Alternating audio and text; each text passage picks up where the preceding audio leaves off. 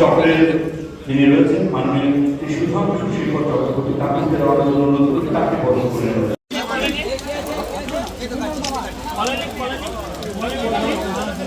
পাণ্ডবেশ্বরের বিধায়ক নরেন্দ্রনাথ চক্রবর্তীর উদ্যোগে 150 জন প্রতিবন্ধী ছাত্রছাত্রীদের হুইল চেয়ার প্রদান কর্মসূচি। পাণ্ডবেশ্বরে সর্বপ্রথম অনুষ্ঠিত হল বৃহত্তর আকারে বিশেষভাবে সক্ষম ছাত্রছাত্রী ও সাধারণ মানুষের মধ্যে হুইল চেয়ার ও ট্রাইসাইকেল বিতরণ কর্মসূচি। পাণ্ডবেশ্বরের বিধানসভার পাণ্ডবেশ্বর পঞ্চায়েত সমিতি ও দুর্গাপুর ফরিদপুর পঞ্চায়েত সমিতির সহযোগে কুমারডিহি চাঁদের হাটে কমিউনিটি হলে এই কর্মসূচি অনুষ্ঠিত হয়। অনুষ্ঠানে বিধায়ক ছাড়াও উপস্থিত ছিলেন দুর্গাপুর মহকুমা শাসক সৌরভ চ্যাটার্জি মহাশয়, পাণ্ডবেশ্বর ব্লকের বিডিও ও দুর্গাপুর ফরিদপুর ব্লকের সমষ্টি উন্নয়ন আধিকারিক অর্ঘ্য মুখোপাধ্যায়, 2 ব্লকে পঞ্চায়েত সমিতির সভাপতি সহ অন্যান্য বিশিষ্ট ব্যক্তিবর্গ।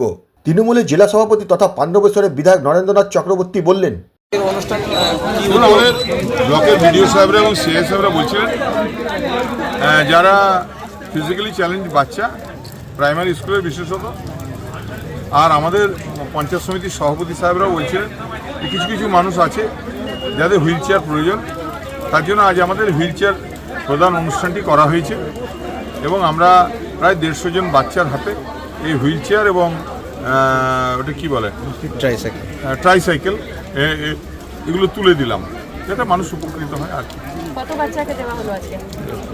টোটাল 150।